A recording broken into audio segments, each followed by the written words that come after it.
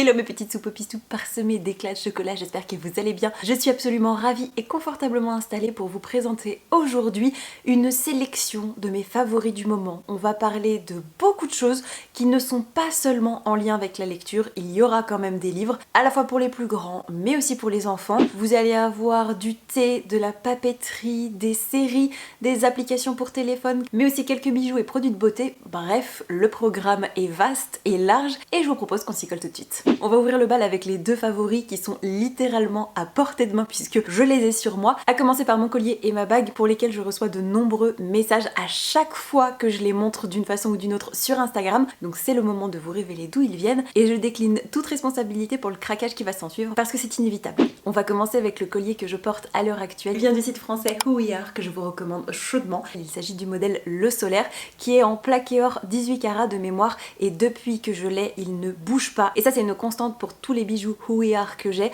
que ce soit la bague mais aussi un petit bracelet or avec des perles blanches très délicat, très mignon, qui sublime le poignet sans être trop clinquant et trop voyant. Je l'aime d'amour et il porte hyper bien son nom parce qu'il a été baptisé le pudique. Idem pour ma bague qui n'a pas volé sa réputation puisqu'elle s'appelle la Suprême. C'est une magnifique fleur qui vient habiller toute la partie basse du doigt. Je la trouve très élégante, elle fait toujours son petit effet et en plus elle est agréable à porter tout en étant hyper solide. Elle ne bouge pas. Je fais la vaisselle avec, je donne le bain à ma fille avec, je fais du sport avec et elle ne s'oxyde pas d'un pouce. Si je vous présente ce créateur dans mes favoris, c'est que j'ai toujours du mal à faire des commandes raisonnables. À chaque fois que je vais jeter un œil, j'ai envie de craquer l'intégralité de mon PE. Pour l'instant, j'arrive relativement bien à être raisonnable, même si je sais déjà quel sera mon prochain craquage. Parce que même si j'aime beaucoup l'association de ces deux colliers en l'état actuel, celui-ci, je ne sais même plus où est-ce que je l'ai acheté, je sais pas du tout d'où il vient. Donc malheureusement, je pourrais pas vous donner les références, mais j'en ai repéré un autre. Je crois que c'est le modèle Le Chanceux qui est en forme de quart de lune. Très beau, très élégant également. Et en plus, sur les photos des modèles, les deux colliers sont portés l'un avec l'autre et ça rend juste merveilleusement bien. Donc en plus d'avoir une sélection à tomber, je trouve que leurs prix sont raisonnables pour la qualité que c'est, sans compter que c'est une entreprise française qui fabrique tous ses produits en Europe et qui reverse 50 centimes à des associations à chaque fois que vous faites un achat. Donc pouvoir craquer en soutenant l'industrie française et les associations, je trouve que c'est quand même vachement chouette. Et en plus, comme l'équipe est adorable, ils ont accepté de me donner un code promo rien que pour vous, donc c'est Prada15. Il est valable un mois à partir du jour de la publication de cette vidéo et il vous donnera à moins 15% sur l'ensemble du site, hors les packs de bijoux, si j'ai bonne mémoire. Donc n'hésitez pas à mettre cette vidéo en pause, à faire votre petit shopping et on se retrouve pour la suite. Deuxième favori que j'ai sur moi et dont j'ai envie de vous parler, et non, il ne s'agit pas de cette adorable tasse chat, même si elle pourrait, parce que vraiment, elle me met en joie à chaque fois que je la sors du placard, c'est mon petit moment de bonheur, sauf que je l'ai dégotée dans un supermarché qui vend des produits asiatiques complètement au hasard, pas très loin de Toulon, et il n'y a pas de marque ou de référence particulière. Mon mari et moi on a cherché en utilisant Google Lens, parce qu'après l'avoir montré en story, vous avez été plein à me demander comment vous la procurer, et malheureusement on n'a pas trouvé une seule piste valable. En revanche, c'est du thé qu'elle contient que je voulais vous parler, puisque celui-ci c'est le Gain Matcha de la marque So Classy. Pareil, c'est une petite entreprise française qui propose des produits de qualité bio. Leur gamme est hyper étendue et la plupart des conditionnements viennent en vrac, ce qui est quand même vachement plus économique et respectueux de l'environnement. Et ce Gain Matcha, c'est donc du thé vert avec des grains de riz soufflés. C'est un thé hyper commun et répandu au Japon et je trouve qu'il a ce petit côté riz soufflé qui n'est pas sans rappeler les smacks qui viennent sublimer et apporter un léger twist très discret dans un thé vert assez classique. Vraiment, le Gain Matcha, c'est une valeur sûre. Pour le coup, encore un grand merci à Gallimard Jeunesse qui m'avait permis d'assister à une cérémonie et à une dégustation du thé à Paris réalisée par des spécialistes et c'est là-bas que j'avais eu l'occasion de découvrir le Gain Matcha, mais aussi le matcha et tout un tas d'autres déclinaisons traditionnelles du thé vert japonais. Et depuis, c'est une grande histoire d'amour. À ce rythme-là, encore 2 ans et j'ai les dents complètement jaunes, mais quand on aime, on ne compte pas. Puisqu'on est lancé sur le magnifique territoire d'été, c'est le moment de poursuivre avec une autre marque française d'un petit producteur rennais que j'ai découvert il y a pas très longtemps. Il s'agit de TNT, une marque qui est arrivée dans ma vie par l'entremise des Lettres d'Alice, qui est un service d'abonnement grâce auquel vous allez recevoir des lettres thématiques sur le voyage avec des petits goodies de papier exclusifs. Je vous en avais fait un reel sur Instagram, si jamais le concept vous intéresse, n'hésitez pas à aller jeter un coup d'œil. Mais là n'est pas le sujet, c'est juste qu'en fonction de l'abonnement que vous choisissez, tous les mois vient se glisser en plus de votre lettre un petit sachet de thé signé par TNT TNT. Le dernier en date, donc celui qui accompagnait la lettre du mois de mars. Il s'agit de Nuages d'amande, une infusion à l'amande grillée. J'ai pas encore eu l'occasion de le tester, mais les 4 dernières étaient absolument divines, donc je n'ai aucun doute quant à la qualité de celui-ci et je vous le recommande les yeux fermés. Je vais présenter ces deux-là ensemble puisqu'ils viennent du même endroit. On va commencer par l'infusion Jardin Tropical signée par le Palais d'été. C'est un pot pourri de fruits exotiques qui contient des gros morceaux qui sentent divinement bon. Oh mon dieu, et si vous aimez la mangue, c'est un indispensable. Chaud ou froid, les deux fonctionnent très bien. C'est toujours un franc succès à chaque fois que j'en prépare à la maison. Oh, je vous jure, je me roulerai dedans pour me parfumer. Pour celui-ci, je sais même pas pourquoi je me suis donné la peine de récupérer la boîte puisqu'elle est vide, dans la mesure où j'ai juste défoncé le dernier arrivage. Mais il y a tout de même encore les effluves qui sont bien prégnantes et je vous parle là de l'infusion qui s'appelle l'herboriste, toujours signée par le Palais d'été et qui est à base de citronnelle, de gingembre et de carottes. Alors oui, dit comme ça, peut-être que la carotte vous fait peur, mais ça ne se sent pas du tout et même moi qui ne suis pas une grande amatrice de gingembre, j'adore, je vénère cette infusion parce que la citronnelle est omniprésente, elle est rafraîchissante, elle change aussi de toutes les autres saveurs qu'on peut retrouver de façon traditionnelle dans toutes les infusions plus classiques qu'on peut se procurer un peu partout. Et là pareil, gros carton plein à chaque fois quand je reçois des amis, quand je reçois ma mère ou même mon mari et moi. Pourtant lui est plutôt team café, mais celle-ci elle passe quand même toute seule. Alors bien sûr, je l'ai pas précisé à chaque fois, mais tous les liens de tout ce dont je vous parle seront regroupés en barre d'infos, pas d'inquiétude. Pour le prochain favori, c'est un 2 en 1 beauté. Je vais passer rapidement dessus parce que je sais que c'est pas nécessairement le genre de contenu qui vous intéresse sur la chaîne, mais je tenais quand même à vous les montrer parce que si vous avez vu le dernier vlog, vous savez que j'ai subi une attaque de Jean-Eudes, le bouton de fièvre, mais aussi de tous ses potes, gros bubons d'acné partout sur les joues, qui ont été ensuite très rapidement suivis par leurs potes sur le front, avec un teint brouillé, et vous voyez cette texture de peau très granuleuse partout où vous passez les doigts. Et ben on était en plein dedans, je n'en pouvais plus. Il faut savoir que les problèmes de peau c'est un gros sujet pour moi. J'ai de l'acné depuis l'âge de 11 ans, j'ai fait 2 traitements Roaccutane de 8 mois chacun et je compte même plus le nombre de traitements antibiotiques que j'ai dû subir dans les intervalles, avec des cachets mais aussi des crèmes qui décoloraient les draps tellement elles étaient puissantes et agressives. Et pour autant ça fait que quelques années que je suis relativement tranquille, mais parfois il se produit des épisodes comme le dernier en date qui rappuient sur toutes mes insécurités, sur toutes ces années où les gens se moquaient de moi de façon parfois très bienveillante. Ça pouvait même venir de mes meilleurs amis. Je me souviens d'une fois notamment où je devais retrouver un pote à moi pour faire une sortie quelconque. Mon cerveau n'a pas retenu cette information. Par contre, ce que je n'ai jamais oublié, c'est que quand je suis descendue du métro sur le quai et qu'on s'est retrouvés face à face, il a éclaté de rire parce que je venais d'entamer mon tout premier traitement Roaccutane et que j'avais encore plus de boutons sur le visage que d'habitude, ce qui n'était pas peu dire. Et ça paraît assez futile comme problème, je suis d'accord avec vous, mais celles et ceux qui ont souffert d'acné sévère pendant des années, je pense que vous comprenez, c'est quelque chose qui marque en profondeur. Donc là, quand cet épisode un peu nul, merdique, s'est profilé à l'horizon, j'ai tout de suite sévi, j'ai foncé en pharmacie, à la fois pour acheter des compites pour planquer un peu la misère et des huiles essentielles pour essayer d'apaiser les gros spots, mais j'ai aussi craqué pour un traitement de fond que j'utilise de temps à autre mais qui coûte quand même assez cher, donc j'y vais avec parcimonie. Mais là c'était le moment de sortir l'artillerie lourde et je ne peux que vous conseiller ces 2 produits. Il s'agit de ceux-ci, ces 2 crèmes. La première c'est la sulfureuse, la pâte du marabout qui est signée par Garantia. C'est une pâte purifiante anti-imperfection qui sent divinement bon. Vous l'appliquez sur visage un peu humide une fois par jour et ça fait des miracles. En tant qu'ancienne acnéique, je sais à quel point le soin du visage, le démaquillage, le lavage de la peau est essentiel et j'aime beaucoup cette pâte lavante qui s'appelle en 2 coups de baguette. Moi j'aime bien la version amande, mais je crois que l'autre est plutôt fleur de cerisier, donc à vous de choisir votre ambiance.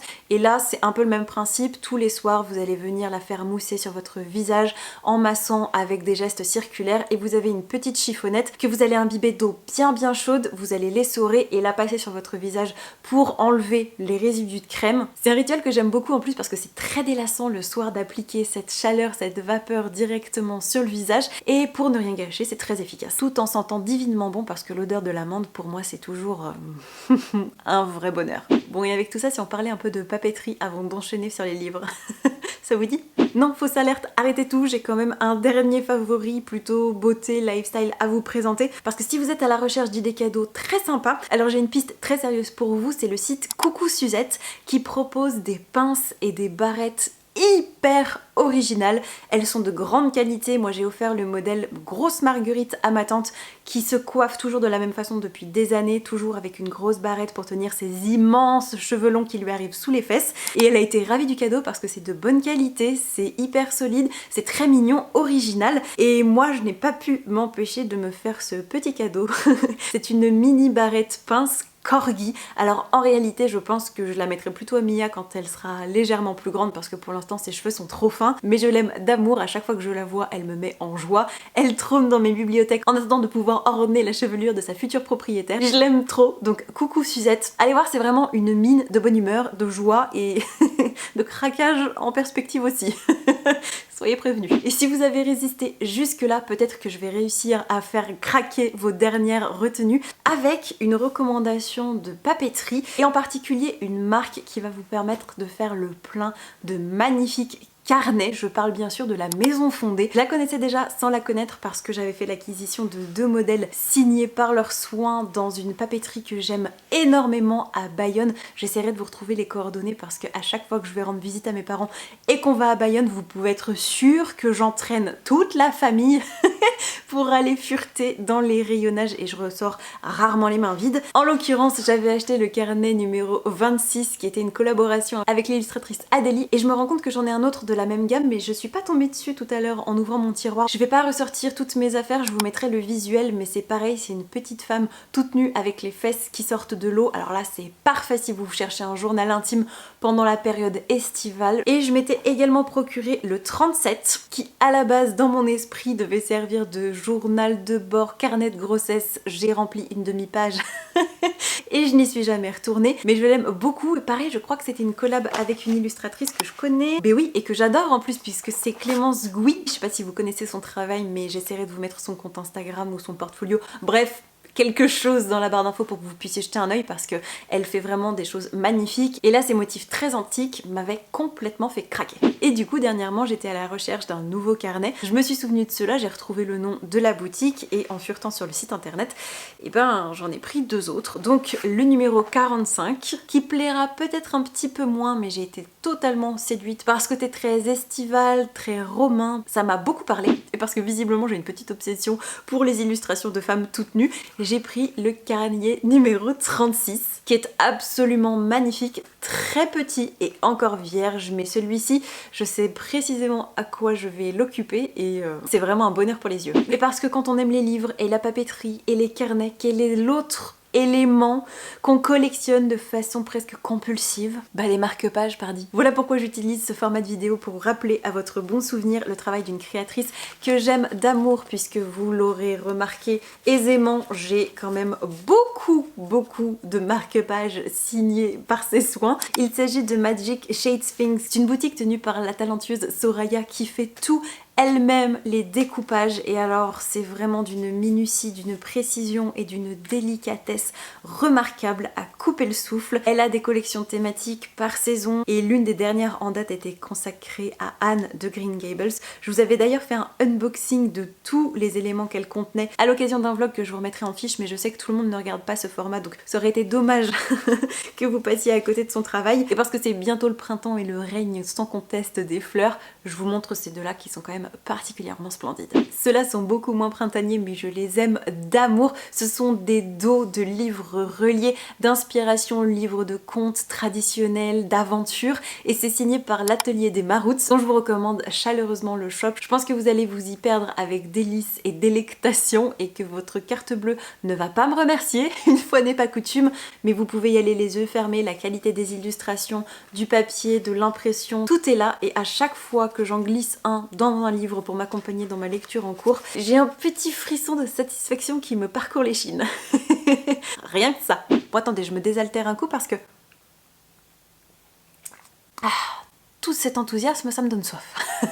On va passer très rapidement sur les séries parce qu'il y en a une en particulier dont je voulais absolument vous parler si jamais vous êtes passé à côté. Il s'agit de Pachinko. C'est l'adaptation du roman éponyme signé par Min Jin Lee qui a été publié en grand format en 2017 aux éditions Charleston et qui nous plonge dans la Corée des années 30 aux côtés de la jeune Sunja qui est une petite fille de conditions plus que modestes. Ses parents tiennent une pension familiale assez pauvre, très rustique. Pour ne rien arranger, la Corée à cette époque-là est occupée, est envahie et soumise par le gouvernement japonais qui a laissé sa milice sur place pour serrer la bride et la vis à la population qui n'a même pas le droit de manger le propre riz qu'ils cultivent. Ils meurent de faim et vivent dans des conditions très difficiles parce que les Japonais, en dignes oppresseurs, colonisent tout. En grandissant, Sunja va tomber sous le charme d'un homme très riche, aux manières typiquement japonaises mais qui est pourtant d'origine coréenne et qui rejette en bloc tout ce qui laisse son héritage et son histoire, ce qui ne va pourtant pas empêcher les deux d'entretenir une relation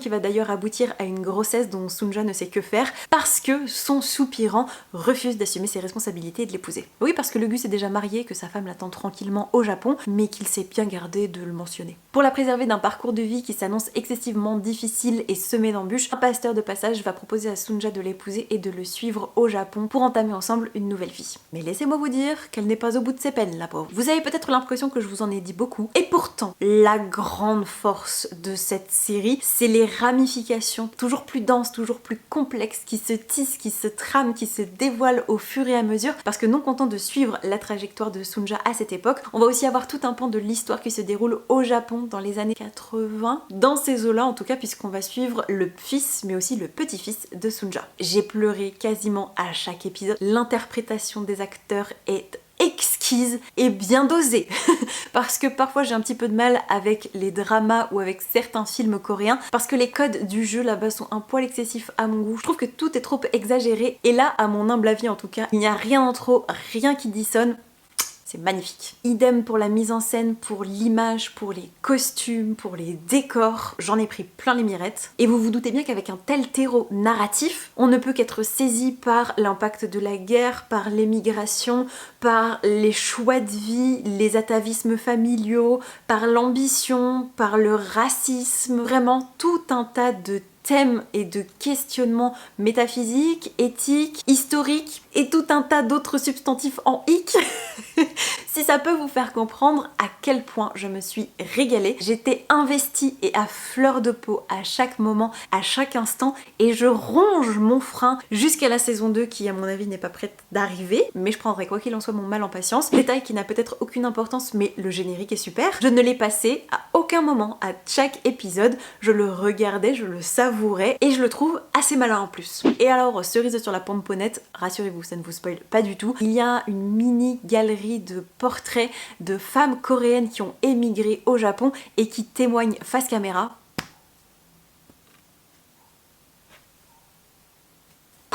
J'étais une loque. Alors faites-moi confiance, ruez-vous sur Apple TV et regardez cette série extraordinaire. Ou alors lisez le livre, mais je ne l'ai pas encore fait, donc je ne peux pas juger de la fidélité de l'adaptation, mais le roman est là. Et puisqu'on parle de choses immatérielles, c'est le moment parfait de vous présenter mon application favorite du moment, à savoir Prose. Si vous me suivez sur les réseaux sociaux, vous savez à quel point j'adore, je vénère, j'adule les livres audio, c'est ma grande passion. Je m'étais amusée à faire des statistiques fin 2023 pour regarder la proportion de livres audio dans ma consommation annuelle globale et j'avais été assez estomaquée par les résultats, donc peut-être que je vous retrouverai ça à l'occasion. Mais en un mot, commençant, du livre audio, j'en ai bouffé en 2023. Du coup, rien d'étonnant à ce que je sois adepte à plusieurs plateformes. Nextory pour commencer, que je trouve vraiment très bien pensée, très bien fichue et assez complète parce qu'avec un abonnement mensuel, vous avez le droit à la fois à 15 heures d'écoute de livres audio, mais aussi un accès illimité au catalogue d'e-books, de podcasts et de revues de presse. Et croyez-moi, il y a de quoi faire. Et puis parce que malheureusement tout n'est pas disponible là-bas, je suis également abonnée à Audible, notamment pour suivre la version audio de l'Assassin Royal lue par Sylvain Agaès, qui est absolument magistral, je vous en ai déjà parlé à de nombreuses reprises, mais rien que pour ça je m'asseyais sur mes principes et je donnais allègrement mon argent à Amazon, c'est dire. tellement j'étais accro. Et dernièrement, j'ai été contactée par l'équipe de Prose pour devenir l'une de leurs chroniqueuses attitrées officielles, ce qui fait que chaque mois, je leur soumets une sélection thématique de 8 titres, dont un chroniqué dans un format vidéo très court. Et ce qui m'a particulièrement plu, outre le catalogue qui est très étoffé, qui est très fourni, c'est que c'est précisément le contre-pied d'Audible, puisque c'est une plateforme qui a été créée par et pour des libraires indépendants. Donc quand vous souscrivez à l'application et que vous achetez vos livres audio directement dessus, eh bien vous soutenez le réseau de librairies indépendantes français. Vous pouvez même choisir vos favoris pour que les sous leur soient directement reversés. Et ça, c'est quand même vachement cool. Et la transition vers la prochaine catégorie de ces favoris est toute trouvée, puisque c'est sur Prose que je suis tombée sur ma dernière obsession en date, à savoir la double trilogie qui constitue la saga La Tour de Garde, écrit à 4 mains respectivement par Guillaume Chamanadjian et Claire Duvivier aux éditions des Forges du Vulcain. Il faut tellement lire cette série. Je sais qu'on en a beaucoup entendu parler sur la scène de l'imaginaire francophone ces dernières années, et c'est précisément ce qui m'avait un petit peu freinée. J'avais peur de tout le tapage qui avait été suscité par ces romans, mais il faut les lire. Il faut absolument découvrir cette histoire. Et dans l'ordre, c'est mieux.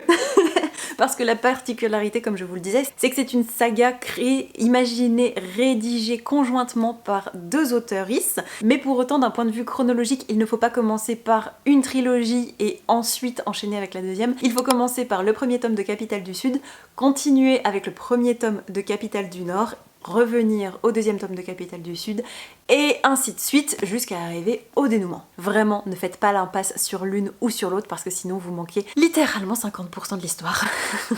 Dans Le Sang de la Cité, qui est le premier tome de Capitale du Sud écrit par Guillaume Chamanadjian, on va suivre le personnage de Noamux, dit Nox, qui est un garçon de course au service de l'épicerie la plus en vogue du quartier de la Kawan, au sein de la tentaculaire cité de Gemina qui semble s'étendre pratiquement à l'infini et au sein de laquelle l'influence se répartit entre différentes maisons qui portent chacune un nom d'animal: la tortue, la kawan, la recluse, le moineau. Bref, je ne suis pas là pour vous faire le bestiaire exhaustif de Gemina. Sachez juste que le contexte politique va subitement se tendre autour d'un point de friction essentiel, à savoir la construction d'un canal qui traverserait la cité de part en part pour favoriser l'échange de marchandises entre le nord et le sud. Sauf que bien sûr, un tel chantier ne réjouit absolument pas toutes les maisons dont la fortune s'est précisément assise sur le commerce de marchandises entre l'un et l'autre. Notre jeune Noamux va se retrouver bien malgré lui aspiré dans ses méandres et ses tourments politiques parce qu'il a été recueilli avec sa sœur jumelle Daphné quand ils étaient petits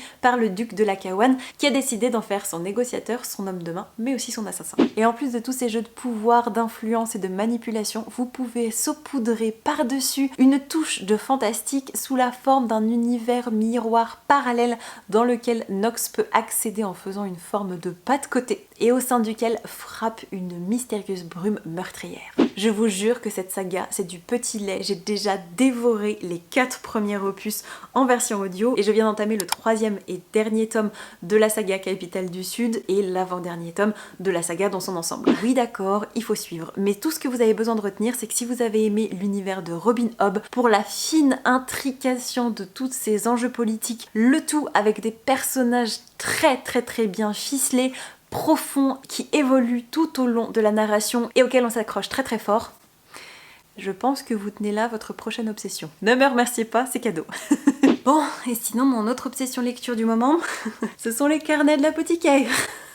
Aussi bien la version manga qui est dispo chez Kiyun que l'anime qui est dispo sur Crunchyroll. Alors oui, d'accord, c'est pas d'une folle originalité, Les Carnets de l'Apothicaire, c'est une série qui a le vent en poupe depuis des lustres. Même celles et ceux qui ne consomment pas de manga en temps normal sont tombés sous le charme de Mao Mao, et à juste titre parce que c'est un réel plaisir de suivre les aventures de cette jeune femme qui a grandi aux côtés des courtisanes qui évoluent dans le quartier des plaisirs non loin du palais impérial, et un jour, tandis qu'elle se lève pour aller récupérer des plantes médicinales, elle va être capturée et revendue à la cour intérieure pour devenir servante, et tandis qu'elle est décidée à ne pas faire de vagues pour terminer son contrat et pouvoir retrouver sa liberté, elle va tout de même se distinguer parce que Mao Mao a un atout de poids dans sa manche, c'est que c'est une apothicaire hors norme, ce qui est quand même vachement pratique au sein de la cour intérieure dans laquelle vivent toutes les courtisanes et favorites de l'empereur lui-même. Faut dire que là-bas, les tentatives d'assassinat, d'intoxication, d'empoisonnement sont monnaie courante, donc avoir une spécialiste en la matière sous le coude se révèle plutôt indispensable. C'est bien rythmé, il y a du suspense, il y a des complots, il y a des intrigues, c'est bien dessiné. Et en plus, c'est très très drôle. Bref, à lire ou à regarder sans modération. Ce qui est très exactement ce à quoi je m'emploie. Et parce que au cas où l'information vous est échappée, vous n'êtes pas sans savoir que je suis maman depuis presque 1 an et demi maintenant, et que même si j'essaie de ne pas trop m'étaler sur le sujet sur les réseaux sociaux, ça représente quand même la grande majorité de mes activités, de ma vie quotidienne, et c'est aussi pour ça que j'ai quelques favoris qui devraient beaucoup vous plaire si vous êtes maman ou que vous avez des enfants dans votre entourage. Bah oui, il y a toujours un cadeau de naissance, de baptême, d'anniversaire ou de Noël à trouver, et pour ça, je vais vous donner quelques pistes qui devraient vous plaire. Puisqu'on est sur une chaîne littéraire, je vais commencer par vous présenter une collection de petits livres pour les enfants que j'aime de tout mon cœur. Je vous en ai déjà parlé en story sur Instagram l'été dernier, mais de l'eau a coulé sous les ponts depuis et je les aime toujours autant. Il s'agit de la collection des Bidules Chouettes qui est écrite par Julie Bullier et publiée aux éditions de La Poule qui pond. Et c'est bon an mal an l'équivalent des Monsieur Madame de notre propre enfance, remis au goût du jour avec des objets du quotidien et un humour. Je vous en montre quelques-uns, mais la collection à la maison est au moins 2 fois plus grande que ça. On en achète beaucoup, c'est un petit plaisir qu'on peut se faire de temps en temps puisque chaque volume coûte 6,50 €. Donc ça peut être des petits cadeaux sans raison particulière à offrir à vos enfants de temps à autre. Et le tout premier que j'avais acheté pour Mia, c'était Swazik le bol breton. Mais vous en avez plein d'autres comme Jordi le biberon ne veut plus être un bébé, Hercule le poireau mène l'enquête, Morane le bob est une aventurière, Dory la passoire a des trous de mémoire, Jacques le pain de mie part en vacances, et le petit chouchou de Mia, Michel le chocolat, a perdu son chat. Ah oui, je vous avais prévenu niveau humour, on est sur des clins d'œil, des références à la pop culture, à la chanson et aux personnalités. À ne pas piquer des hannetons, et c'est ce qui fait 80% du sel et du charme de cette collection. Croyez-moi, ça fera autant, sinon plus, plaisir aux parents qu'aux enfants. Autre idée cadeau favori que je vous conseille, les yeux fermés, il s'agit de ceci. Alors c'est une étoile boîte à musique signée par la boîte française Mélipou, qui a pour particularité de vous proposer déjà plusieurs modèles que vous pouvez venir faire personnaliser avec le nom de l'enfant. Mais ce n'est pas là que les choses sont particulièrement intéressantes, c'est que donc ce sont des boîtes à musique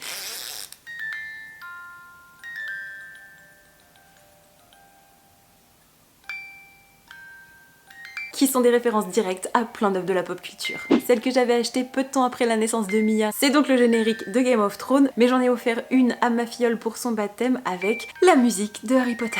Cela dit, vous avez aussi du The Doors, du Stevie Wonder, du Adele, mais aussi la musique de la Boom ou encore de Dirty Dancing. Non mais ne me remerciez pas pour le conseil, ça me fait plaisir.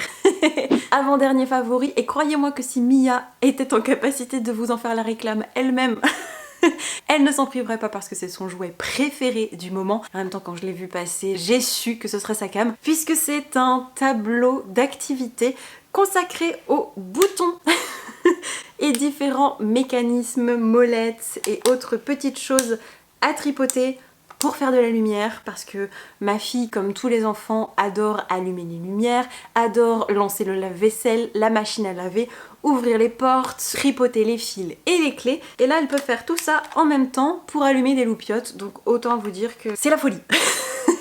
Le seul truc un peu chiant, c'est que ça fonctionne avec des piles AAA, donc c'est pas forcément très cool d'un point de vue écologique. Et sérieusement, ça sauve des vies quand vous allez au restaurant ou dans des endroits où vous savez que vous allez devoir faire attendre vos enfants. Dégainez ça et vous êtes couvert pour un moment. Et enfin, dernière petite trouvaille qui est encore un petit peu prématurée vu l'âge de Mia, mais c'est toujours comme ça à la maison, on achète beaucoup en anticipé, on lui présente, ça l'intéresse moyennement et de plus en plus, et puis après elle ne peut plus s'en passer. Donc on aime bien, on se prive pas. Là on est tombé sur Sailor and Gypsy, qui est une petite bande dessinée à personnaliser, à réaliser directement par l'enfant. C'est la marque Djeco qui, il me semble, une fois de plus, est française qui propose ça, et j'ai tout de suite été séduite par l'idée parce qu'en gros, ça se présente sous forme de décalcomanie. Vous allez avoir une petite base de bande dessinée cartonnée avec déjà un découpage et des illustrations prévues, mais vous allez voir qu'il y a beaucoup d'espace de vide que vous allez pouvoir venir combler directement avec votre enfant en vous munissant de ce petit crayon de papier et des planches de décalcomanie qui sont fournies dans le kit.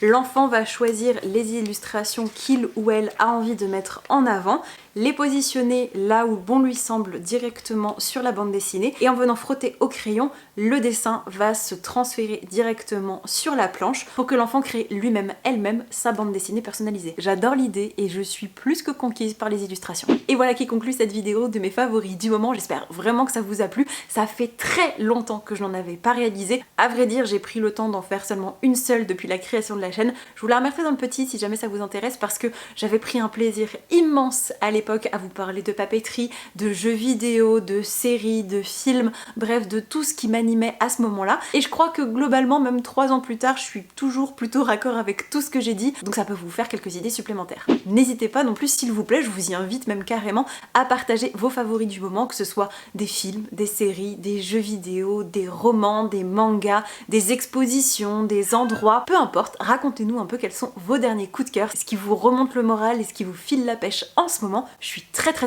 curieuse et très impatiente de lire tout ça. Je tenais également à adresser un énorme et retentissant merci à toutes les personnes qui me suivent et qui me soutiennent sur Patreon. N'hésitez pas à nous rejoindre là-bas. Vous pourrez y retrouver un book club exclusif, mais aussi des recommandations diverses et variées et des vidéos que vous ne verrez nulle part ailleurs. Donc n'hésitez pas, si l'aventure vous tente, à nous y rejoindre. Et en attendant de vous retrouver pour une prochaine vidéo sur la chaîne, je vous souhaite comme d'habitude de merveilleuses rencontres de papier et je vous dis à très vite pour la prochaine vidéo. Ciao ciao!